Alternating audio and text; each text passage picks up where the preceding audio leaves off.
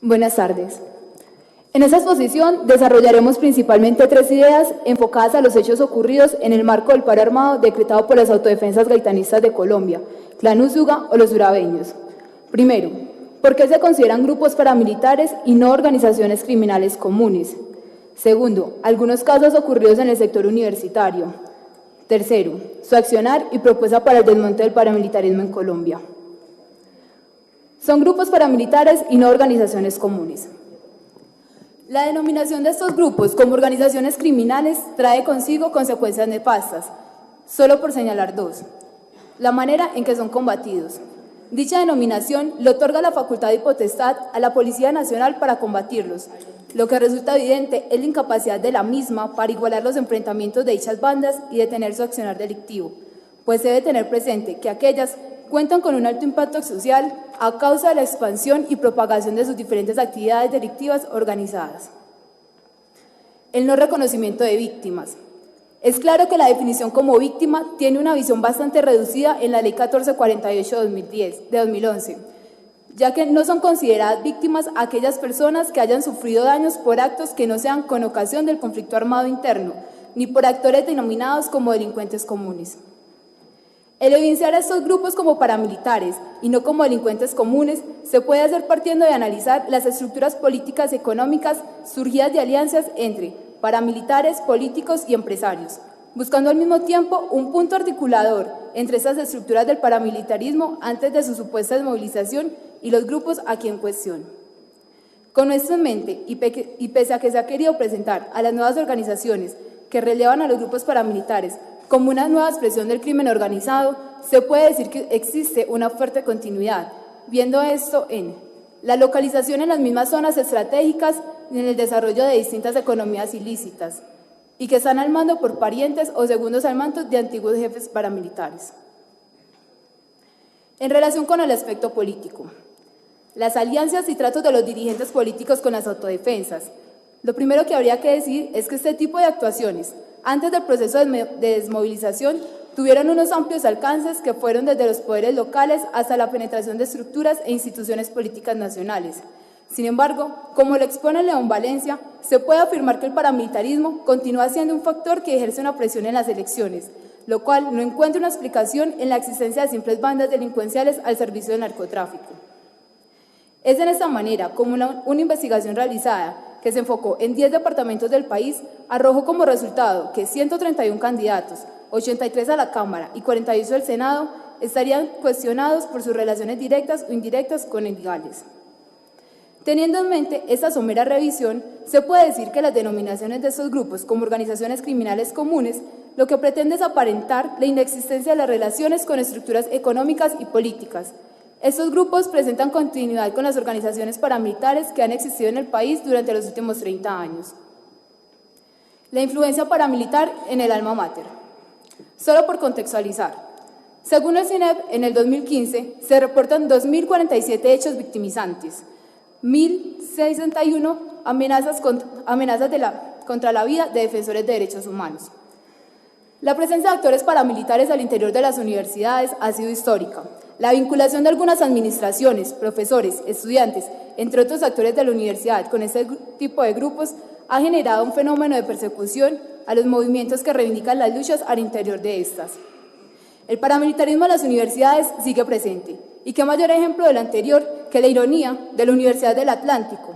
El 31 de marzo de este año fue reconocida como víctima de crímenes de Estado y sujeto de reparación colectiva, gran evento en el que participó el gobernador del Atlántico, la directora nacional de víctimas, el director territorial del Atlántico, entre otras muchas personas. Pero más se demoraron en hacer este reconocimiento que en volver las amenazas. El día 1 de abril, en el marco del paro armado decretado por los paramilitares, vuelven a llegar los panfletos y las amenazas a líderes al interior de la universidad, miembros de sindicatos, organizaciones estudiantiles. Pero entonces mencionemos rápidamente otros ejemplos que visibilizan la influencia de actores paramilitares al interior de los espacios universitarios, especialmente en el marco del paro armado. La Universidad Uniminuto canceló clases en Puerto Boyacá y La Dorada por amenazas. Lo mismo ocurre con la Universidad Pontificia Bolivariana. Se dieron difusión de audios amenazando a estudiantes para que no asistieran en clases en Magdalena, Atlántico y Sincelejo. En la Universidad del Cauca, 4 profesores del Sindicato de Profesores Universitarios fueron amenazados. En Univalle, sede de Palmira, el proceso estudiantil C12 recibió panfletos intimidantes. En la Universidad de Antioquia, un estudiante recibió amenazas. Los estudiantes de la Universidad del Sucre fueron intimidados para evitar su asistencia a las clases. Es entonces claro y evidente que el paramilitarismo continúa haciendo presencia en nuestras instituciones universitarias. El accionar y propuestas para el desmonte del paramilitarismo. Estas organizaciones, aunque están por fuera de la estructura formal del Estado, tienen la aquiescencia de diferentes sectores políticos regionales, miembros de la fuerza pública y algunas estructuras económicas. Estos grupos ejercen poder violento para defender el control de economías criminales heredadas de los paramilitares y emergentes para mantener el statu quo de los proyectos políticos regionales construidos a través de la violencia paramilitar. Sofía León Oñate señala que las zonas urbanas establecen un control territorial indirecto a través de la subcontratación de delincuencia común, pequeños ejércitos privados y bandas barriales, delegando en ellas tareas operativas, sicariato, microtráfico, inteligencia, préstamo de usuras, microextorsiones, limpieza social y control social de la población. Por otra parte, en las zonas rurales, estos grupos actúan con alto control social sobre la población, establecen alianzas estratégicas con grupos rivales para la utilización de rutas para el tráfico de armas, contrabando y drogas ilícitas. Se hace evidente, y esta audiencia es prueba de ello, que sin el desmonte del paramilitarismo no es posible realizar una verdadera apertura democrática de la sociedad, llegando incluso a poner en riesgo las conversaciones con los diferentes grupos insurgentes, pues no se garantizan las condiciones de seguridad necesarias para que ejerzan una actividad política en el marco del sistema democrático actual. Por lo que se expondrán 2 propuestas. La primera. En primera instancia, se debe entender que la estrategia policial utilizada en la lucha contra estos grupos, que apunta hacia la persecución y judicialización de las cabezas visibles de estas estructuras armadas, es insuficiente, en la medida que no pretende atacar las partes no visibles de dichas organizaciones.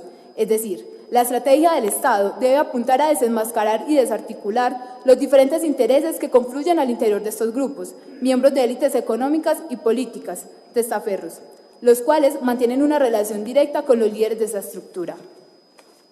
En segunda instancia, se hace perentorio atacar los vínculos de estas organizaciones con el sector político. Esto, primero, mediante un compromiso entre los partidos para cerrarle las puertas a militantes y candidatos que presenten indicios de vinculación con estas organizaciones ilegales. Y segundo, buscando atacar y acabar con la vinculación de poderes políticos regionales que otrora emergieron o se fortalecieron con las órdenes sociales autoritarias establecidas por el paramilitarismo. Este punto resulta de vital importancia si se tiene en cuenta que la vinculación de estos grupos con la clase política de las regiones es uno de los factores que les han significado convertirse en una de las organizaciones neoparamilitares más fuertes de Colombia. Por último, se debe garantizar la protección de los derechos de las comunidades afro, los pueblos indígenas y las comunidades campesinas a la tierra y el territorio, como mecanismo de prevención de la tentación a organizar grupos armados para expulsar y apropiarse de las riquezas. De igual manera, las libertades políticas y civiles deben contar con plena protección y garantías para su ejercicio, evitando a toda costa la criminalización y persecución de los diferentes procesos sociales reivindicativos y la oposición política.